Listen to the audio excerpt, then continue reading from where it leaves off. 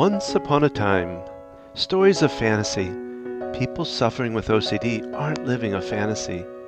Even though there are a lot of myths that go around obsessive compulsive disorder, their stories are real. These are stories from the OCD side. Real people, real stories brought to you by FamilyOCD.com and InvisibleWheelchair.com. We want your story. Go to InvisibleWheelchair.com and contact us to tell us your story here. OCD is real. OCD treatments are real. OCD recovery is real. And so are these stories.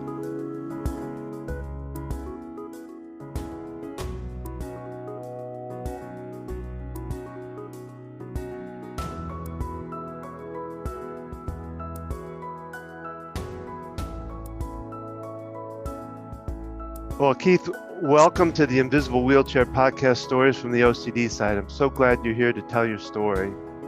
Thanks, Don. Appreciate you giving me this opportunity, and I count it as my privilege to be on the show. My name is Keith. Hello, everyone. My name is Keith Ramachandran, and it is a privilege for me to be interacting with Don and also all the listeners out there. So I'm going to get right into it. I was born and raised in the country of India, and I came to the United States actually into my adult life when I was 22 years old. Looking back on my life, I realized that I have struggled with OCD ever since I was 10 years of age.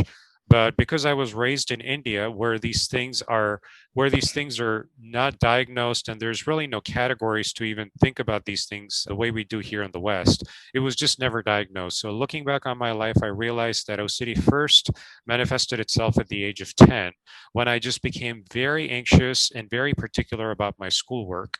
And that was really the domain that OCD confined itself to. I remember coming home from school every day, and I would have to particularly pack my backpack for the next day, get all my books in place, and then sit down and do my homework very religiously and memorize all my lessons perfectly. And I wouldn't even eat or do anything else until all of that was done. And so looking back, I realized that that was the first manifestation of OCD in my life. Fast forward up until the age of 22, between 10 and 22, really, that was where OCD was confined. It was confined to my schoolwork, and I was a great student. I was not at the top of my class, but close to the top of my class. And I did well in all my schoolwork and my academics, and all my teachers loved me. Whenever my parents would come to meet with my teachers would say, "We really have no problem with him. He's a great student." But what was flying under the radar was really OCD. That was the mechanism that was keeping all of this going. But it just went completely undetected. And so nobody had any clue that this was going on. Now, fast forward until to the age of 22, when I came to the States to do my master's, I began living with roommates for the first time in my life. OCD slowly began proliferating into other areas. I remember I would actually go into my roommates' rooms and clean up their rooms, and then I would clean up the common area, and I would clean up the kitchen after my roommates and I cooked, and they just left a mess. Sometimes it would seem like a hurricane just went through the house, and I would quickly clean everything up and put everything away, even though it might took me an exorbitant amount of time. And again, this was OCD slowly proliferating into other areas, but I just had no idea that this was OCD, because again, I was not diagnosed, and this was just flying under the radar.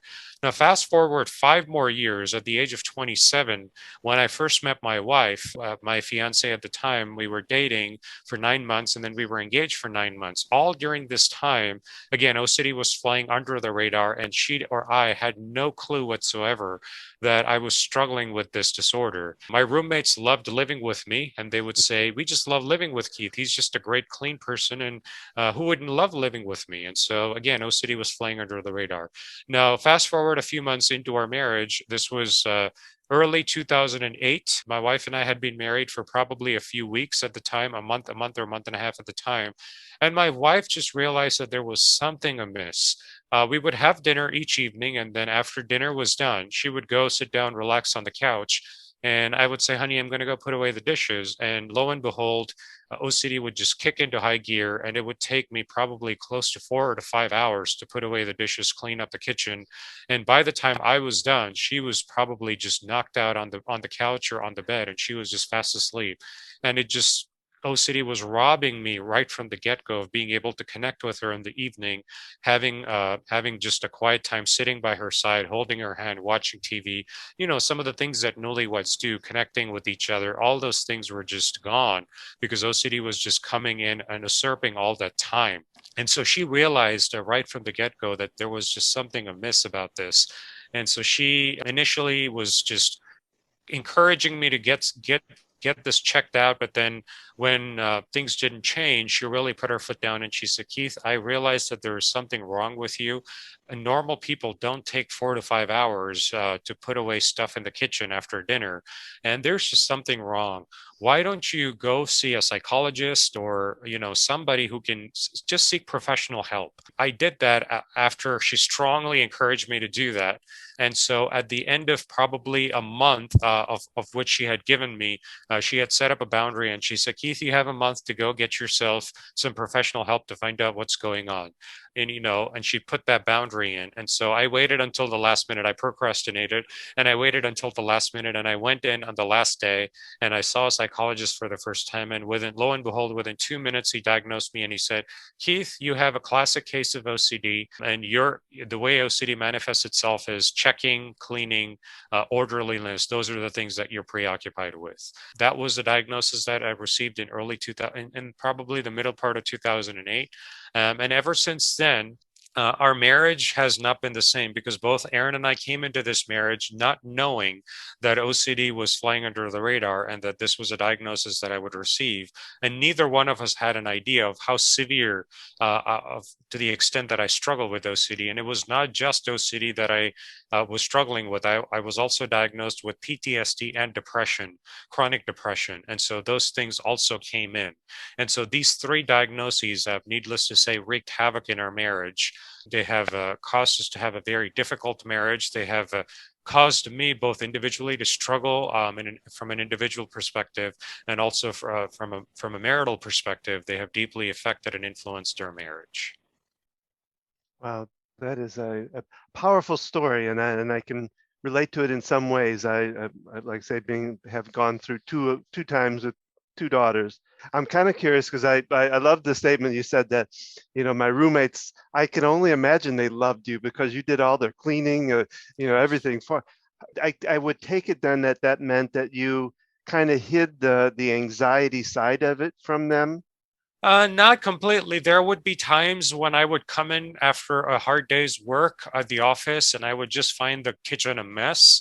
And I think I wore the anxiety on my face, but they would say, "Oh, get over it. What's the big deal? We're just renting this apartment. It's not our permanent home anyways. Who cares if we mess it up?" So even if they saw the anxiety, which probably was palpable at that point, they just poo-pooed it, or they said, Keith, you're just getting worked up for no reason whatsoever. Just relax. Sit down, eat some food, relax, watch TV. So they just poo-pooed the anxiety. The famous calm down syndrome. I mean, Yes, it's kind of like we as parents. I know you don't say that to a child because it doesn't work, and right. OCD is the same way. You have to learn how to talk to it. What are the things that you've learned from this? Because that you're working with, your wife now, trying to really support your marriage, and Yes. we'll talk about that, but what are the things that you've learned that have helped you then with keeping together with the marriage and with getting your life together? Well, I realized early on, and I think I was reluctant to come to terms with this, that I need to put in checks and mechanisms and checks and balances in place in order to help me keep this disorder at bay so that it just doesn't completely take over my life, which it has done on multiple occasions. So I need checks and balances in place and certain mechanisms in place on a daily basis in order to make sure that this just doesn't eat up my life and just completely destroy my marriage. So I'll give you practical examples. I have tendencies to take a long shower, so I need to set a timer so that, and it's still a struggle to this day for me to be able to not just set the timer but listen to the timer. When the timer goes off, I need to turn off the water, stop what I'm doing cold turkey, and get out of the shower so that I don't stay stuck in the shower for long periods of time. And then I need to set alarms and set reminders, or have people call me and check in on me to make sure that I'm getting to things on time and places on time. So those are other checks and balances that I need to put in place. I am known notoriously, because of the struggle with OCD and because of the tendency of it to just cause me to take longer periods of time to do things, that I'm perpetually and chronically late to things. So I have to make sure that I get up way ahead of schedule in order to make sure that I'm making it to things on time. And it's still a struggle to make it to things on time. And so these are some of the things that I learned early on, that without these checks and balances and mechanisms in place, OCD is just going to run amok, and it's going to take everything away from me. And slowly but steadily, my life will just dissipate and evaporate, and I will have nothing left.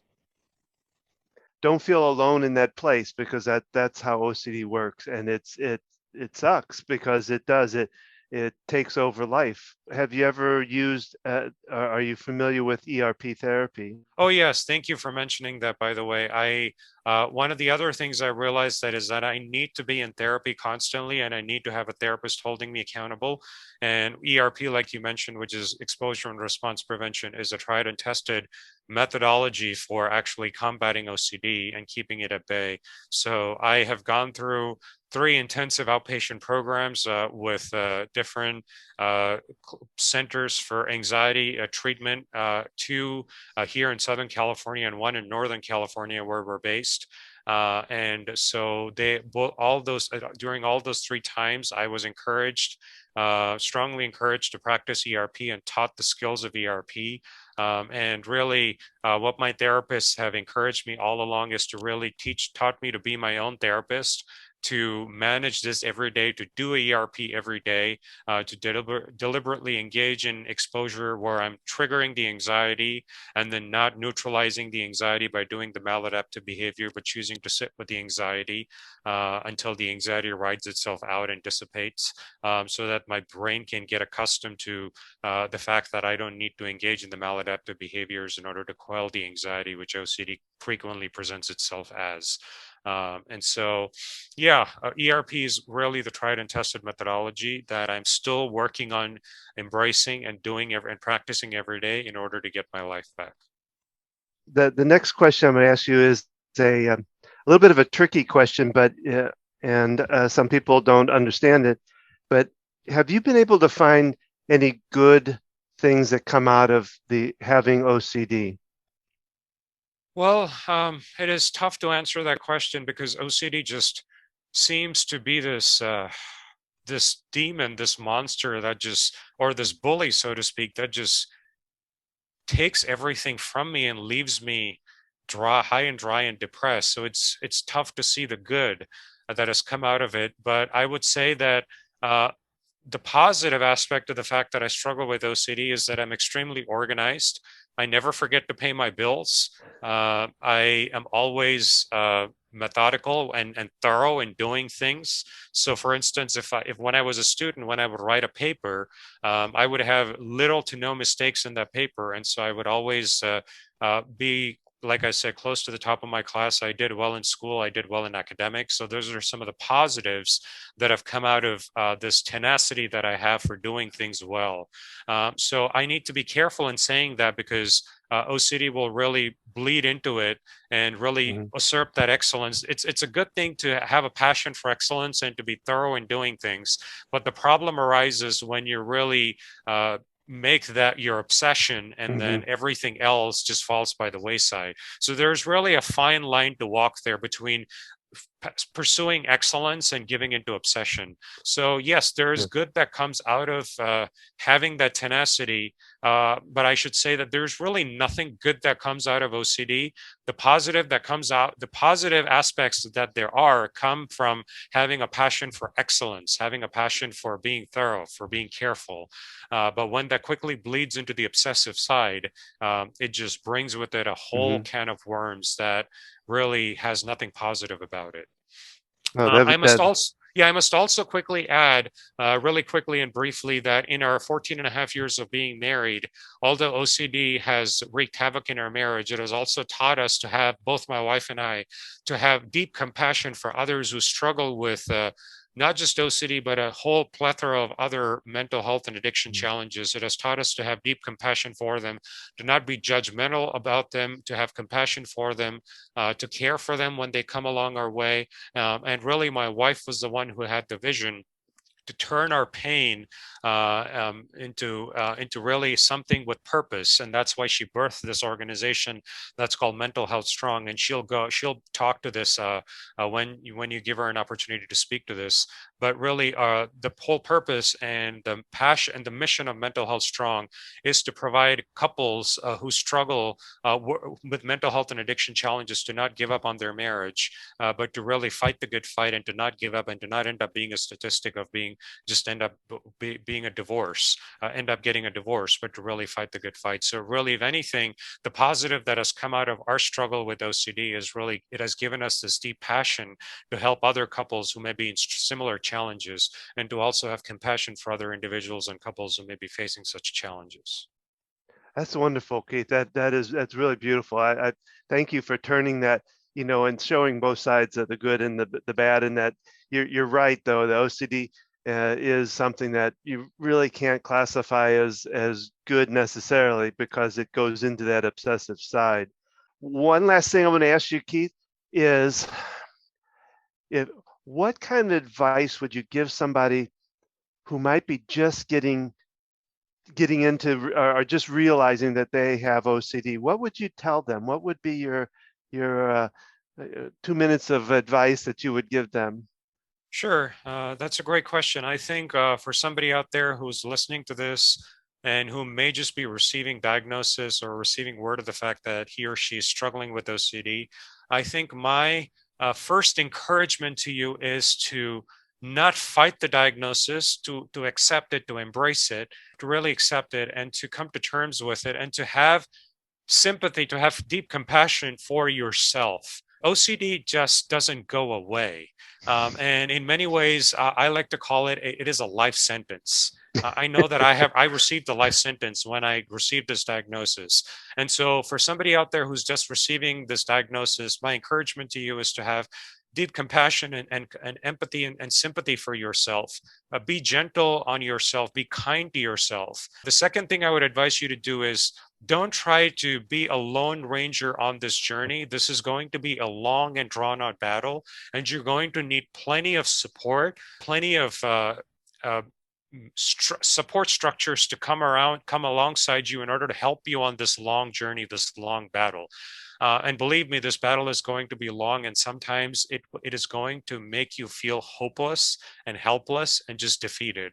And so, especially during those times, you are going to need plenty of support from people, from therapists, from professionals who are going to come alongside you, who are going to give you the tools that you need in order to fight this, and who are going to give you the hope that you need in order to keep on going, especially when you feel hopeless and helpless.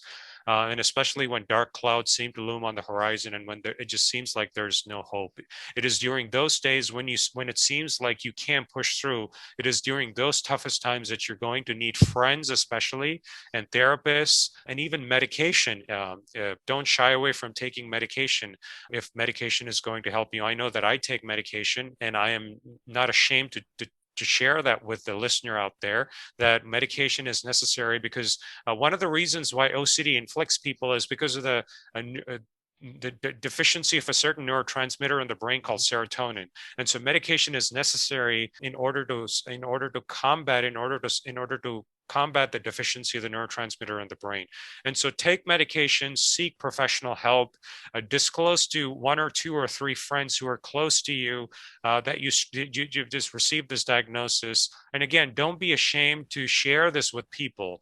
The more open you are about sharing your diagnosis with people, and the more compassion you have on yourself, the more help you're going to get from professionals and also from friends and therapists, and the longer you will be able to fight this Again, don't be a lone ranger or try to pull yourself up by your own bootstraps. Again, it's difficult and it's a delicate subject. Sometimes you might feel a lot of shame that you've received this diagnosis, but I would really encourage you to set that shame aside and to seek help so that you can have the best quality of life that you can have despite this diagnosis. OCD does not have to have the last word. Despite having OCD or struggling with OCD, you need not set your life aside. You can have the best quality of life that you can possibly have. Keith, thank you so much for just being vulnerable and being able to tell your story today, because it was an impressive story, and I'm sure that it's going to inspire some people out there. So thank you. Thank you, Don. Thank you for giving me this opportunity to share. So that is our story for this podcast. Remember, we want your story told here. If you want to tell us your success story or just want to tell us where you're at, simply go to www.visiblewheelchair.com, then click on the Tell Us Your Story on the top left side, or just click the Contact Don button on the right side towards the bottom. We want to give you a voice to your story. Until next time, keep working on your story for a happily ever after ending.